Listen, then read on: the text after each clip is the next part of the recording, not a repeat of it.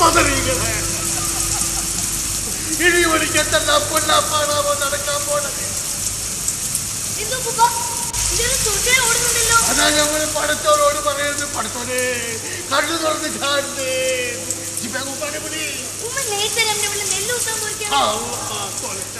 നാടന്മാരും തൊലി വെളുത്ത പാണ്ഡന്മാരും പിന്നെ നമ്മുടെ വൃത്തി വിളിച്ചു നേരിക്ക് നേരി ഏറ്റുമുട്ടുകാരുടെ റബ്ബേ.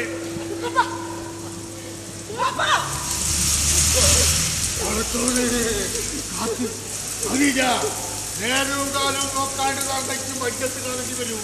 കാലം കെട്ടി കിടക്കുന്ന കണ്ടിലേക്ക് കണ്ട അരിയാനും വെടിവെക്കാനും കൊണ്ട് ആളെ തപ്പി നടക്കുകയാണ് ഓരോരുത്തരും നോക്കി.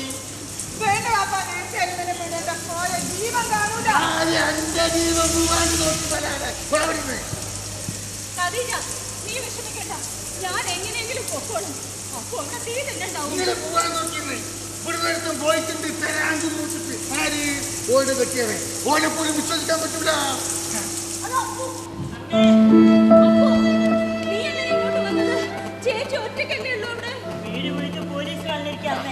മാപ്പിളമാർക്ക് ഒത്താശയുടെ വീടാണ് പറഞ്ഞ് ചേച്ചിയുടെ ഉടുപ്പക്കാര് വലിച്ചു കീറുന്ന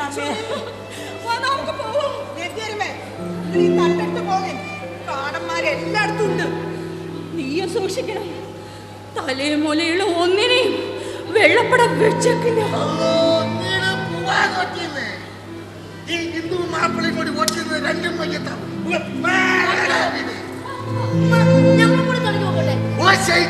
മോനെ വിടുന്നത്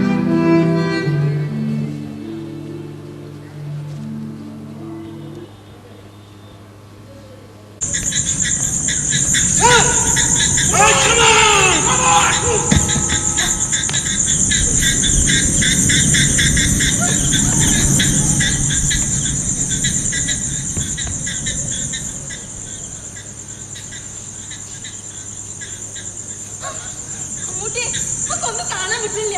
നമ്മൾ ഇത്രയും ദൂരം വന്നല്ലോ. കോട്ടയിലേക്കാണ്. കയ്യിലുള്ള കത്തി ഒരുക്കി വെച്ചോ. ജീവിതം പോയാലും മാനം കളയാൻ പാടില്ല. അവര് നമ്മളെ ഹിന്ദു എന്ന് മാപ്പിള എന്ന് പറഞ്ഞ് തമ്മിൽ അടുപ്പിക്കല്ലേ. പിന്നിൽ ആരൊക്കെയോ മിന്നി മറയണത് നമ്മള് മിന്നാൻ പോലെ കണ്ടിരിക്കുന്നത്. മാന്തേടുകളെ ചെങ്ങായി കണ്ടിരുന്ന ബുദ്ധി അവരുടേത്. നമുക്ക് ബുദ്ധി കൊണ്ട് നേരിടാം. വാ അവിടെ പോവാ.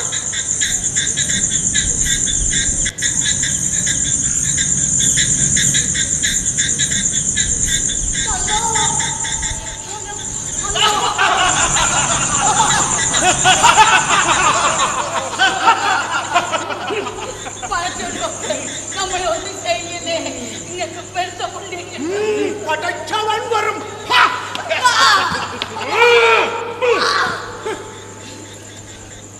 നമ്മളെ തൊട്ട നിങ്ങളല്ല നമ്മളെ തന്നെ കണ്ട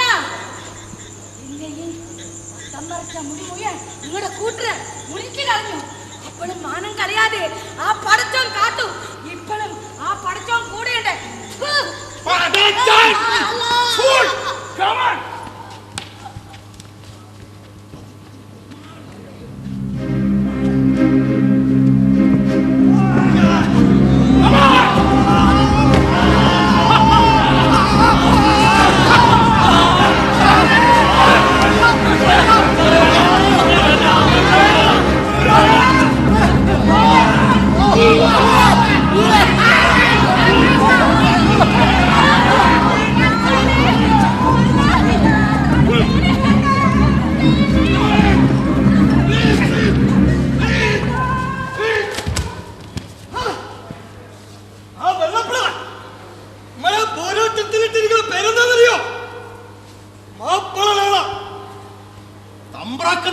ഹിന്ദുക്കള് ആ വെള്ളപ്പട്ടാളത്തിന് കൂട്ടുണ്ട്.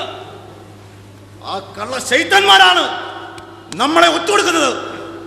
നമ്മുടെ കുറച്ചു പേരും ലഹുലിന്റെ പേരിൽ കൊള്ളയ്ക്ക് കൂട്ടുണ്ട്. പടച്ചോണ്ട് നിന്നിക്കട ഈ പോലീസുകൾ. ഓ നെല്ലും പതിരും കൂടിക്കൊടുത്തെടുക്കാനല്ലേ റബ്ബേ. ആ കവലിലാണ് ബ്രിട്ടീഷ് നായ്ക്കൾ തെരഞ്ഞെടുത്തിരിക്കുന്നത്.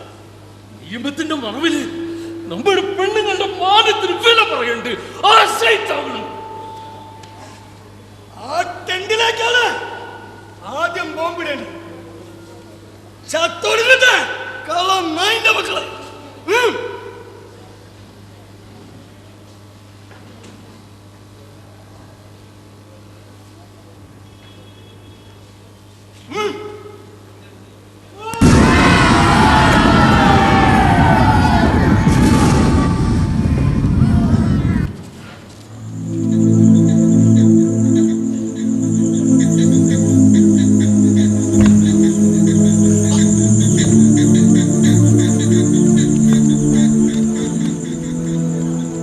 കലാപം വിചാരിച്ചതിലും വലുതായിരിക്കുന്നു. സ്വാതന്ത്ര്യസമര പോരാട്ടമല്ലത്, പരസ്പരം കടിച്ചു കീറാൻ ആദ്യമുണ്ടാണ് പലരും. നമ്മൾ ഹിന്ദുക്കളിലും അവർക്ക് വേണ്ടി ഒത്താശ ചെയ്യുന്ന ചിലരുണ്ട്. പ്രത്യേകിച്ച് ജന്മിമ. വർഗീയ വിഷവിദ്യകളാണ് ബ്രിട്ടീഷുകാരുടെ പ്രധാന തന്ത്രം. അതിൽ ഇരുകൂട്ടരും അകപ്പെട്ടു കഴിഞ്ഞു. തടവിലാക്കപ്പെട്ടവരുമായി ഇന്ന് തിരൂരിൽ പോലീസ് മാർച്ചുണ്ട്. പട്ടികളെ പോലെയാണ് പാവങ്ങളെ വലിച്ചിഴിച്ചു കൊണ്ടുപോകുന്നത്. നമ്മുടെ നാട്ടിൽ വന്ന് നമ്മുടെ സ്വാതന്ത്ര്യം നിലവിശുന്ന ആ എലപ്പന്മാരെ ഓടിക്കാൻ വടക്കേ ഇന്ത്യയിൽ ബുദ്ധിപരമായി നീക്കു നടന്നു. മാപ്പിള ഞങ്ങളെ കാക്കം കൂട്ടാൻ നമ്മളിൽ നിന്ന് 4 പേരെ അവർ ബന്ദികളാക്കിയിട്ടുണ്ട്.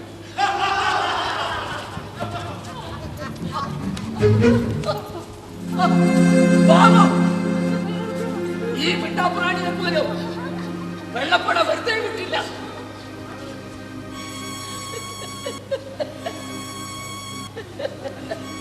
കണ്ടില്ലേ പിച്ച് തീറിയത്. മലബാറിലെ 226 ഗ്രാമങ്ങളെയാണ് ലഹള ബാധിച്ചിരിക്കുന്നത്. 138 ഗ്രാമങ്ങളിൽ അതിരൂക്ഷവും ശേഷിച്ച ഗ്രാമങ്ങളിൽ ഭാഗികമായും കലാപമുണ്ടായി. കലാപത്തിൽ അനൗദ്യോഗിക കണക്കനുസരിച്ച് 25,000 പേർ മരിച്ചിട്ടുണ്ട്.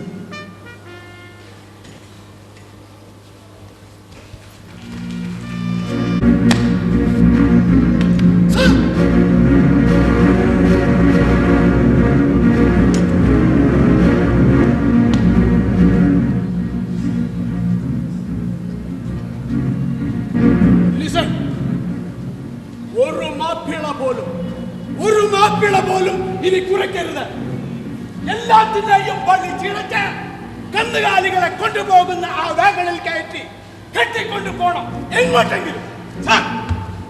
അത് സെക്യൂരിറ്റിയെ ബാധിക്കും. വല്ല സരക്ക് വാഗണിലും കൊണ്ടുപോകുന്നതാണ് നല്ലത്. മദ്രാസിൽ നിന്നും മറാഠ കമ്പനിക്കാരുടെ MSLV 7011 വാഗൺ ഇവിടെ എത്തിയിട്ടുണ്ട്. അതിൽ നായകരെ കുത്തി തിരുതി കേൾക്കണം. Very good. ചാവരുത്, ചാവാതെ ചാവണം. മനസ്സിലായില്ല? അടച്ചു പൂട്ടിയ വാഗനായത് കൊണ്ട് ശ്വാസം കിട്ടില്ല. ഒരു എത്തുമ്പോഴും വാഗൻ തുറന്ന് ശ്വാസം വിടാൻ അനുവാദം കൊടുക്കില്ല. ഒരുത്തൻ പോലും ശുദ്ധവായു ശ്വസിക്കരുത്. ഇരുട്ടിൽ കിടന്ന് നിലവിളിക്കണം കുടിച്ച് പട്ടികൾ. Good idea. ഇൻഡിപെൻഡൻസിന് വേണ്ടി ഇനി ഒരു പട്ടിയും കുറയ്ക്കരുത്. You are correct. Understand? Yeah, come on.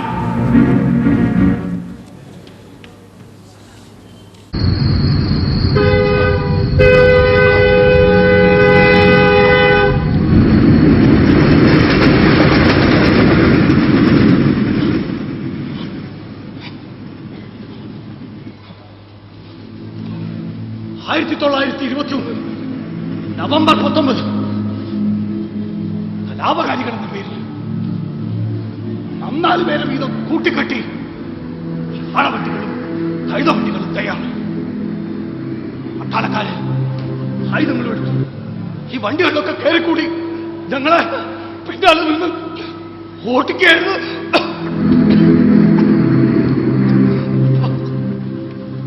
എനിക്ക് ഇത്തിരി വെള്ളം പോലും ഒന്നായിട്ട് മക്കൾ തന്നില്ല. 7 മണിയോടെ വാഗൺ കുതിപ്പിലൊഴുകി വാതിൽ തുറന്നു പിടിച്ച് ഞങ്ങൾ ഓരോരുത്തരെയായി ഉള്ളിലേക്ക് കയറ്റാൻ തുടങ്ങി.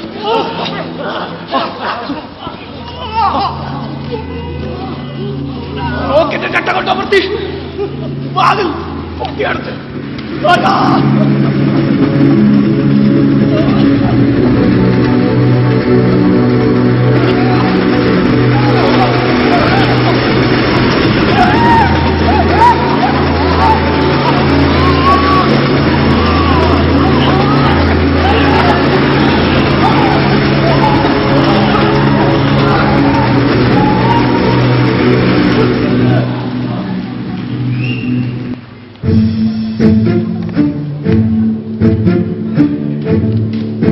പൊസനൂരിൽ നിന്നും ദഗൻ തിരിച്ചയച്ചു.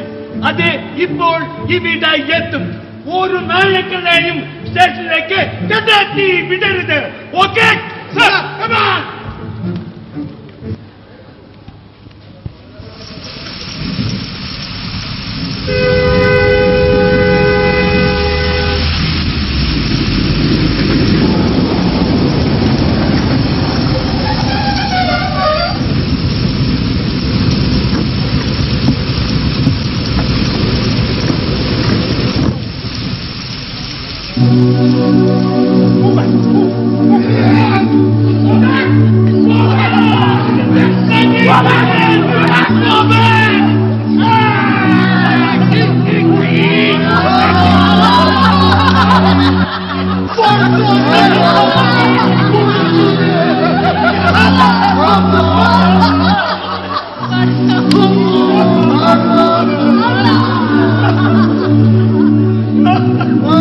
ഇങ്ങനെയൊക്കെ പൊരുതി നേടിയ സ്വാതന്ത്ര്യം ഇന്ന് എവിടെ എത്തി നിൽക്കുന്നു?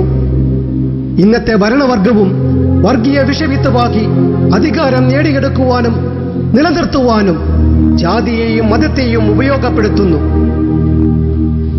ഹിന്ദുവും മുസ്ലിമും ക്രിസ്ത്യാനിയും എങ്ങും നേർക്കുനേർ പോരാടുവാൻ അവർ വഴിമരുന്നിട്ട് കഴിഞ്ഞു.